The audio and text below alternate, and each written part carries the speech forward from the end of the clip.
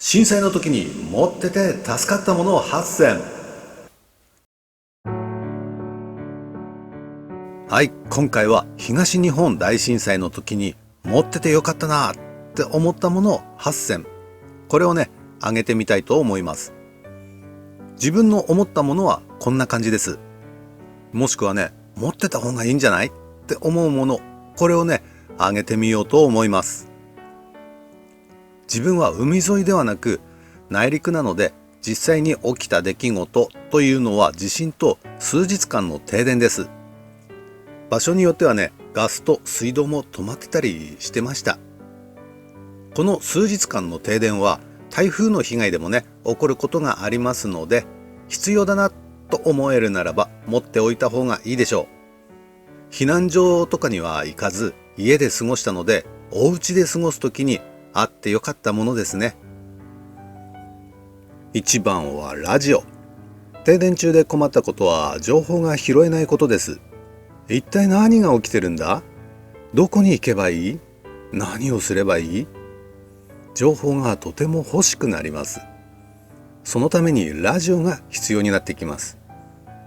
震災中に沿岸で被害に遭った人たち、すべてを失って避難所にいる人たちにラジオ番組でね、もし余っているのであればラジオと乾電池を被災者に届けたいのでお願いしますとラジオでね連呼していました。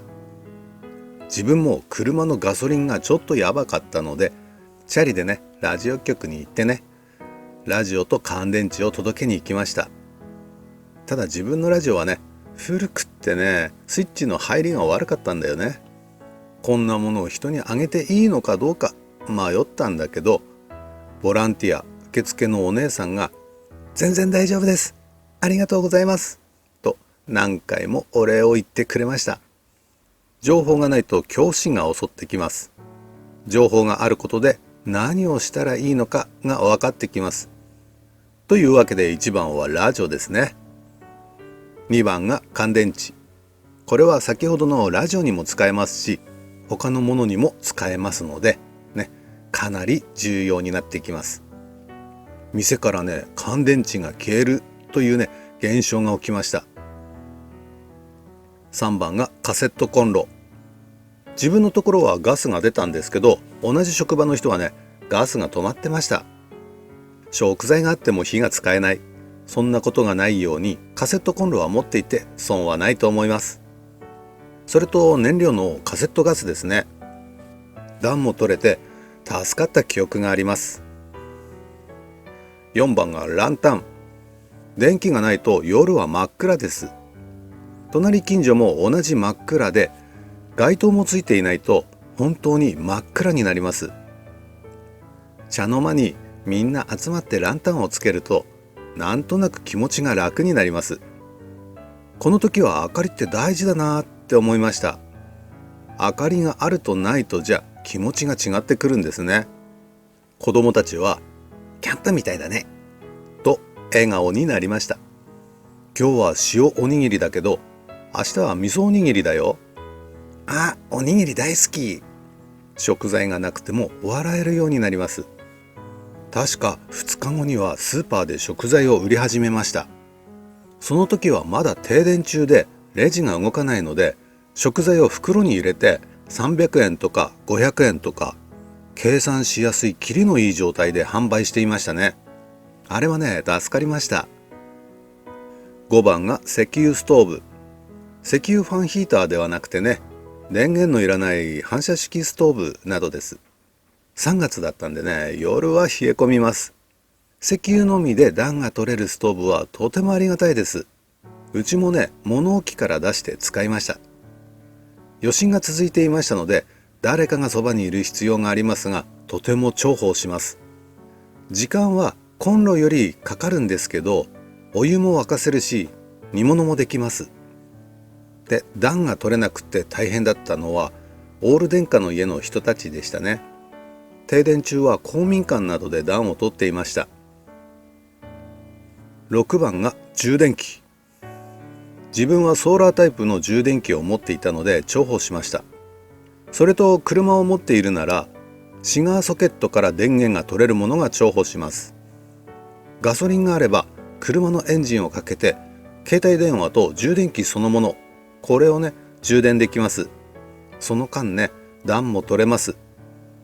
当時はねガソリンが貴重で、ガソリンスタンドに長蛇の列ができるガソリン難民、これがね多発しました。